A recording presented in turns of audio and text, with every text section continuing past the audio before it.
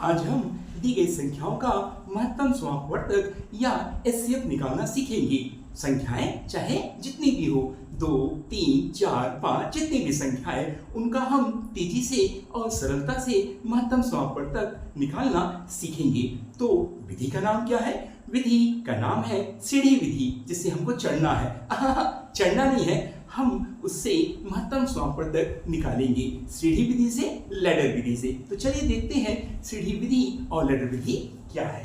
तो इसके लिए हमें संख्याएं लेनी होंगी, एचसीएफ यानी महत्तम समापवर्तक। हम लेते हैं 2 संख्याएं, 3 संख्याएं, जितनी भी संख्याएं हम लेते हैं। 3 संख्याएं 14, 42 और ये 50। हमने 3 लिया, 2 भी ले सकते हैं, 3 भी, 4 भी, 5 भी, 7 भी, जितनी भी संख्याएं।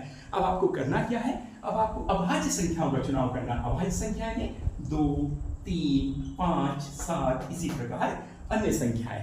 अभाज्य यानी जो स्वयं और 1 से विभाजित होती है वही अभाज्य है। तो अब हम इन अभाज्य संख्याओं से भाग देंगे इन संख्याओं को। तो सबसे पहले हम छोटी संख्या से शुरू करते हैं, 2 से। तो क्या हम 2 को लेंगे यहाँ पर? यह इस बात पे तय होगा कि यह 2 सबको विभाजित करे। ये करता है, बिल्कुल कर रहा है, ये कर रहा है, बिल्कुल कर रहा है, ये हो रहा है, बिल्कुल हो रहा है। तो 2 को हम तभी लेंगे जब यह तीनों को या सबको विभाजित करे। अब हम फिर 2 लेंगे क्या?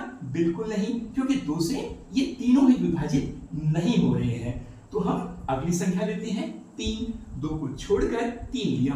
तो क्या यह 3 सबको विभाजित करेगा? इसको करेगा बस, इन दोनों को नहीं करा, तो इसको हम छोड़ देते हैं। अब हम लेंगे 5। क्या 5 तीनों को विभाजित करेगा? बिल्कुल नहीं करेगा, सिर्फ 1 को करेगा। अब हम लेंगे 7। 7 करेगा, इसको करेगा, इसको करेगा, 7 इसको नहीं करेगा। तो अब देख सकते हैं ऐसी कोई संख्या नहीं है जो इन तीनों को विभाजित करे। अतः इनका महत्तम समापवर्तक सिर्फ 2 होगा। तो आप देख सकते हैं, क्योंकि और भी कोई संख्या न होने के कारण सिर्फ यही 2 ही इनका महत्तम समापवर्तक होगा। अब हम देखते हैं कुछ और संख्याओं के लिए। मान लेते हैं संख्या है 20 और 28। ये संख्या ले लेते हैं। अब हम लेंगे 2, दोनों से विभाजित, दोनों को करेगा, तो ये हो गया 10, ये हो गया 14। अब हम देखेंगे फिर से 2 ले सकते हैं, क्योंकि ये 2 दोनों को करेगा, 5 और 7।